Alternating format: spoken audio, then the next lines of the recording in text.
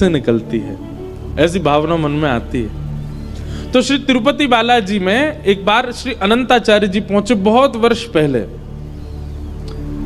तो उन्होंने जाकर के देखा, बालाजी का जब दर्शन किया तो दर्शन करने के बाद उनके मन में आया कि पहाड़ पर इतने सुंदर ठाकुर जी विराज रहे हैं, पहाड़ के ऊपर जब बहुत गर्मी पड़ती होगी तो श्री ठाकुर जी को बहुत श्रम होता होगा, क्योंकि पहाड़ गर्मियों में गर्म हो जाते हैं।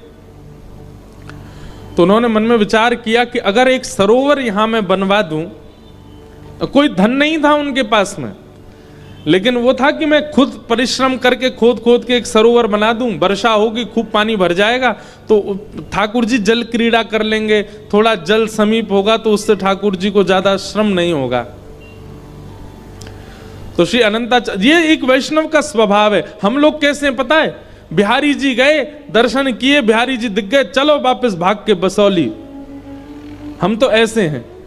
वास्तविक वैष्णव कौन, वृंदावन गए, बिहारी जी का दर्शन करके उसने यह विचार किया कि ठाकुर जी को कहीं ऐसा कोई कष्ट तो नहीं, वृंदावन में लोग बाग आते हैं गंदगी कर जाते हैं, कहीं इससे ठाकुर जी को पीड़ा तो नहीं होती होगी, हमें बहुत होती है। श्री यमुना जी जिसमें ठाकुर जी नित्य किलोल करते हैं, आज उस यमुना जी का जलपान तक नहीं कर सकते हम।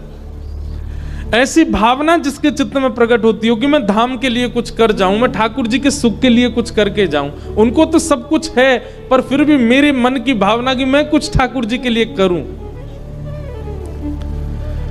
ये फूल बंगला आज एक अलग भावना से बनवाते हैं लोग वृंदावन में। ये किस लिए किए जाते थे कि बहुत गर्मी होती है तो भैया खूब सारे मोंगरा के, खूब सारे चमेली के पुष्प इकट्ठे करके हम ठाकुर जी का बंगला बनवाएं, ठाकुर जी को ठंडक रहे। पर अब लोग बंगला इसलिए बनवाते हैं बिहारी जी के बिल्कुल नीचे पोस्टर पर अपना नाम लिखवा सकें, दुनिया को दिखे हमने बंगला बनवाया। तो क्रियाएं ठाकुर जी के सुख के लिए की जाती हैं। तो अनंताचार्य जी ने मन में विचार किया कि मैं एक सरोवर का निर्माण यदि तिरुपति बालाजी ऊपर पर्वत पर कर दूं तो ठाकुर जी को सुख रहेगा। उस समय इतना वैभव नहीं था, तो अनंताचार्य जी, उनकी पत्नी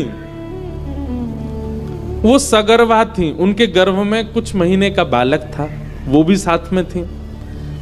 तो उन्होंने अपनी पत्नी से कहा, देखो हम ठाकुर जी के लिए एक सरोवर बनाएंगे, गड्ढा खोदेंगे, यहाँ पे वर्षा होगी तो बढ़िया जल भर जाएगा, ठाकुर जी को सुख मिलेगा। अब हम अकेले हैं, हमारे साथ कोई तो नहीं, तुमको थोड़ी सी हमारे साथ परिश्रम करना पड़ेगा। पत्नी बोली क्या करना है? बोले हम पत्थर काटेंगे, गड्ढा करेंगे, उसको